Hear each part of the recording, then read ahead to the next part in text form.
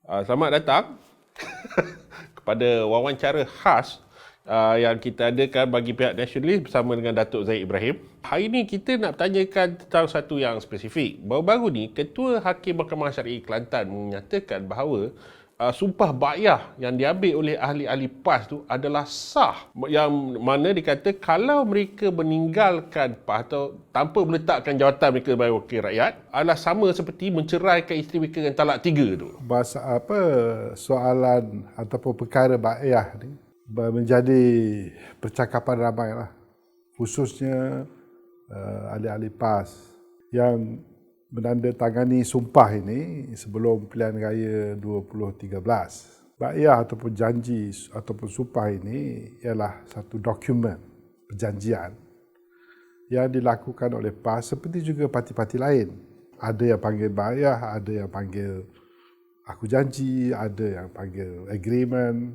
Mereka ini semua melakukannya untuk mengelakkan wakil rakyat mereka lompat parti. Perkara ni sebelum ni tak berbangkit, tapi sebab kita ada gerakan harapan baru ni sebenarnya. Sebelum ni tak berbangkit, tapi bila ada gerakan harapan baru, maka parti PAS dah panik lah, takut ramai keluar. Dan saya dengar pun ramai. Jadi mereka keluarlah isu ba'yah ni. Mereka gunakan kenyataan Ketua Hakim Syari'i tadi.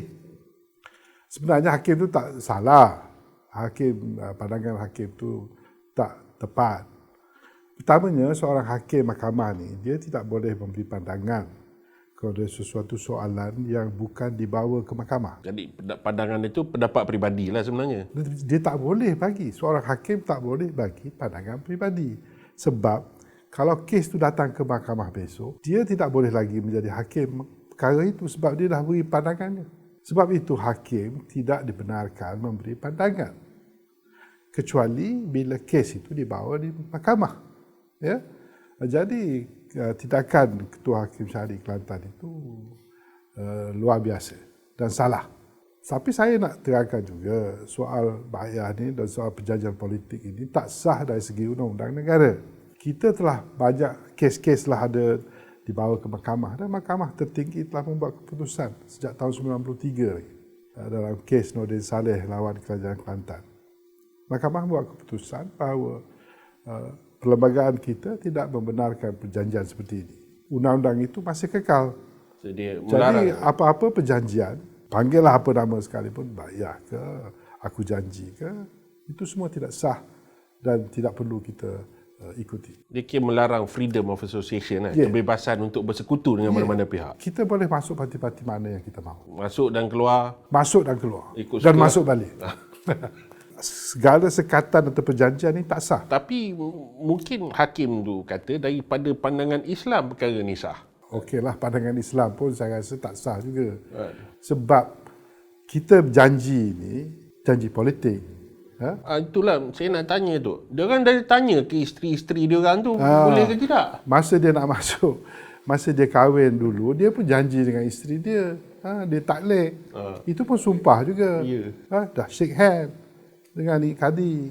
Dia kata dia akan jaga isterinya, jaga kewangannya, kesihatannya, terus mencintainya, jaga segala-galanya. Itu pun sumpah juga. Tapi sekarang dia nak lompat parti dah kena cerai tu. Jadi perjanjian lompat parti itu tak ada kena-mena dengan si isteri itu. Jadi macam manalah perjanjian yang politik ini boleh mengatasi perjanjian yang lebih mulia dari Islam, dari segi Islam. Kahwin itu mulia. Jadi macam mana Islam boleh menghalalkan perjanjian politik melebihi? Tapi mengikut Suruhanjaya PAS Kelantan ni nyatakan diberitakan di dalam utusan ataupun Metro, dia kata tapi perjanjian ni mengikut lunas Islam, dia kata daripada 2004 lagi dah buat. Dia lunas Islam, dia ni PAS ni banyak lunas Islam. Suatu hari dia kata kawan dengan UMNO kafe tu dia kata lunas Islam. Hari ni dia sokong Najib, tu pun lunas Islam. Jadi bila PAS cakap pasal lunas Islam, orang Melayu kena fikir. Sebabnya saya bimbang, takut ada wakil rakyat PAS ni menggunakan alasan nak masuk Harapan Baru, cerai isterinya. Jadi saya kesian kepada wanita-wanita ini, nanti dia kena tipu. Jadi saya harap wanita-wanita Islam ini bila suaminya kata dia kena cerai sebab bai'ah ke sebab apa, siasat dulu, bawa kes tu ke mahkamah. Tak ada pula kes kalau dia kata dia duduk dalam PAS dan juga masuk gerakan Harapan Baru tapi tak letak jawatan, dapat bini lagi satu tu. Tak ada. Dia tak ada. Dia kata talaknya, cerainya talak 3. Tapi rasa-rasanya PAS agak risau lah. Memang dia risau sebab baru-baru ni katanya ada nak sembahyang hajat pula nak menyelamatkan PAS. Kata yang diketuai oleh Mursyidul Am ni lah, Datuk Dr. Harudin. Jadi saya rasa ini pun maknanya dia orang risau lah kan sebenarnya. Itulah puncanya. Bai'ah ke menakutkan wakil rakyat PAS yang nak masuk Harapan Baru ini, usaha-usaha nak menakutkan ini semua berpunca daripada panik. Jadi Harun Din dan Hadi Awang sudah merasakan orang Islam faham politik dia ni politik tak betul, jadi menggunakan Islam untuk tujuan-tujuan yang tak betul, maka mereka panik. Dan mereka akan bersama-sama dengan, saya percaya, dengan gerakan Harapan Baru. Jadi kalau sembahyang hajat ni tak berjaya jugalah agaknya. Saya pun tak tahulah. Dia orang boleh sembahyang hajat, boleh buat usaha dia lah. Tapi saya percaya politik dah lebih matang lah harapnya.